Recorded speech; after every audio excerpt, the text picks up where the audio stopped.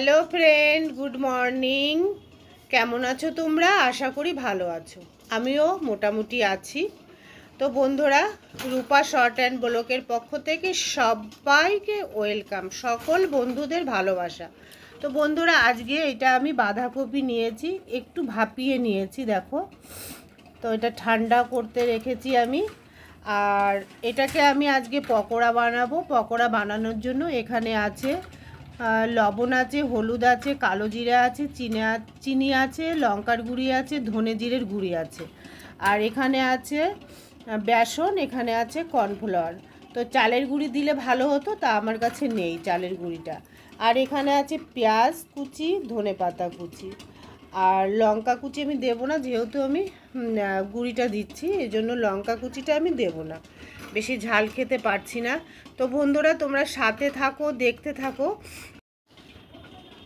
তো বন্ধুরা, তোমরা দেখতে থাকো, সাথে থাকো আমি পকোড়াটা কিভাবে বানাই।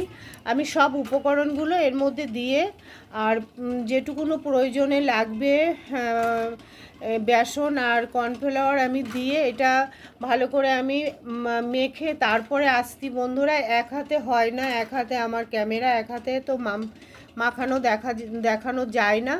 তো আমি তোমাদের সব রেডি করে তারপরে তোমাদের আসছি দেখাতে বড়াটা আমি কিভাবে ভাজি। পকোড়াটা অবশ্যই দেখো, আর খুবই মুচমুচে হয় আর খুবই স্বাদ হয়। তো তোমরা দেখতে থাকো বন্ধুরা, সাথে থাকো। আর কি বলবো, দেখো বন্ধুরা, ব্যাটারটা আমি বানিয়ে নিয়েছি। এখানে বাঁধাকপি আছে, পেঁয়াজ আছে, একটু আদার কুচিও দিয়েছিলাম বন্ধুরা, স্কিপ হয়ে গেছে, আদা কুচিটা দেখাতে পারিনি। আর ধনে পাতা আছে, পরিমাণ মতন লবণ, হলুদ, বেসন, আর আছে কর্নফ্লাওয়ার। তো বন্ধুরা, এটা সুন্দর, আমি একটু টেস্ট করে দেখেছি, সব কিছু পরিমাণ মতন ঠিকঠাক আছে। তো বন্ধুরা, এখন আমি এগুলোকে পকোড়ার আকার দিয়ে ভাজি করব। তোমরা সাথে থাকো বন্ধুরা, আর দেখতে থাকো আমি কিভাবে পকোড়াটা বানাই। বন্ধুরা দেখো, আমি বাঁধাকপিটাকে যে যে উপকরণ দিয়ে আমি করলাম তোমাদের তো দেখালাম। তো 10 মিনিট আমি ঢেকে রেখেছিলাম। তো এখন আমি বড়ার শেপ করে আমি এই যে তেল বসিয়ে দিয়েছি বন্ধুরা, দেখো তেলটা গরম হয়ে গেলে আমি ছেড়ে দেবো একটা একটা করে। তো বন্ধুরা দেখো আমি কিভাবে করি, বড়ার শেপ করছি আমি, ঠিক এইভাবে আমি বড়ার শেপটা দেব। এই যে এই পর্যায়ে আমি আঁচটা একটু কমিয়ে দিলাম।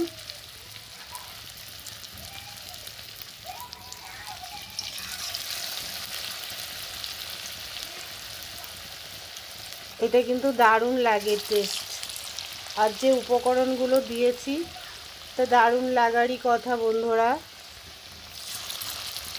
তো বন্ধুরা, আমি প্রথমে 5টা দিয়েছি, তো এটাকে এবার উল্টিয়ে দেব। দেখো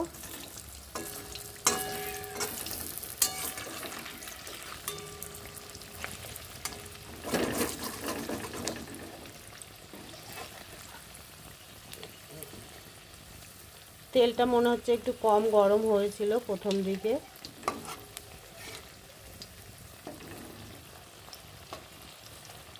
তো এটা কিন্তু দারুণ মুচমুচে হবে, মুচমুচে হয় আর কি। আমি তো আগেও বানিয়েছি, চালের গুঁড়ি ছাড়াও খুব মুচমুচে হয় বন্ধুরা। তো আমি এইভাবে এক এক করে সব কটা আমি ভেজে নেব। আর সব যদি না ভাজি, কিছু রাতের জন্য রেখে দেব, গরম গরম ভেজে রাতে খেয়ে নেব বন্ধুরা। তো আস্তে আস্তে আমি ভাজতে থাকি বন্ধুরা, তোমরা সাথে থাকো। আর কেমন হচ্ছে অবশ্যই তোমরা জানিও। তো বন্ধুরা দেখো, এ কটা আমার ভাজা রেডি, আর এদিকে এ কটা ভাজা হচ্ছে। আমি আর বেশি ভাজি করব না, এগুলো গরম গরম খেতেই বেশি ভালো লাগে, তাই যেটুকুনো এক্সট্রা থাকবে ওটা আমি পরে করে নেব রাত্রে। তো বন্ধুরা, তোমাদের কেমন লাগলো, কেমন লাগছে? আর এটা তো আমি আগেই ভয়েস দিচ্ছি, তোমাদের বলতে পারবো না, তবে একটা খেয়ে আমি পরে তোমাদের জানাচ্ছি কেমন হয়েছে। তো তোমরা সাথে থেকে পুরোটা দেখো। তো বন্ধুরা দেখো, পকোড়া একদম রেডি আমার, বাঁধাকপির পকোড়া। আর আমরা তিনজন তিনটে পকোড়া খেলাম। সত্যি কথা বলতে দারুণ হয়েছে, লবণ মিষ্টি সব কিছু একদম পরিমাণ মতন হয়েছে।